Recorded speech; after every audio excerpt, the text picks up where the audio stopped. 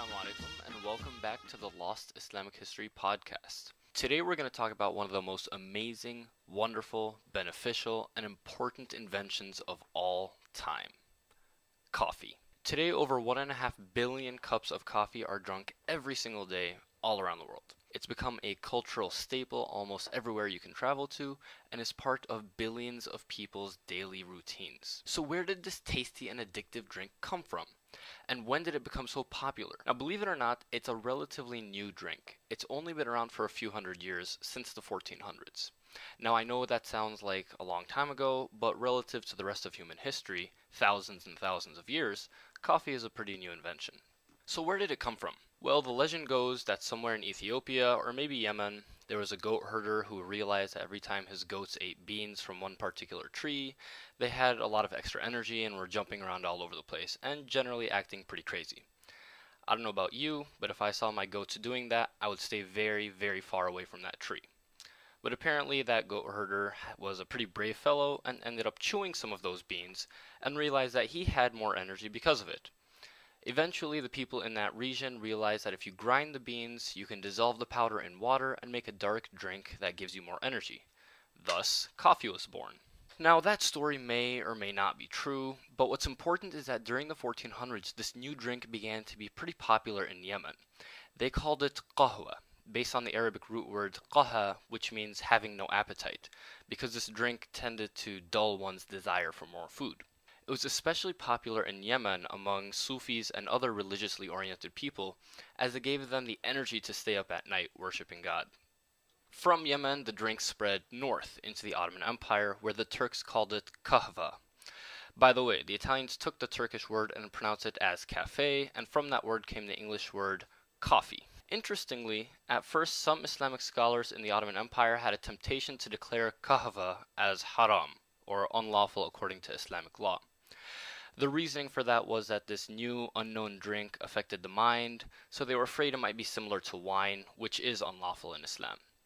In any case, that ban didn't last long, because during the reign of Sultan Suleiman Qalanuni, also known as the Magnificent in the West, the highest religious authority of the empire, the Grand Mufti Abu Saud Effendi, analyzed the drink and realized there is no legal basis in Islam to declare it unlawful, so the consumption of coffee was allowed again in the empire.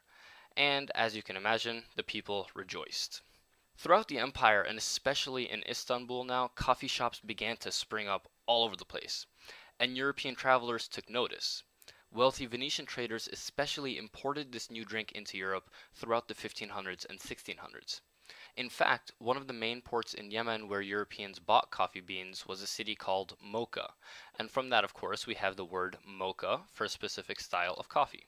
Now, the Europeans also went through a religious legal issue with coffee. The Catholic authorities were tempted to declare the drink as unlawful, especially since it was a quote-unquote Muslim drink. But eventually, in the year 1600, the Catholic Church again allowed its use, and again, the people rejoiced. Now, probably the most important impact of coffee in history was the fact that it helped pull Europe into the Renaissance and Enlightenment eras.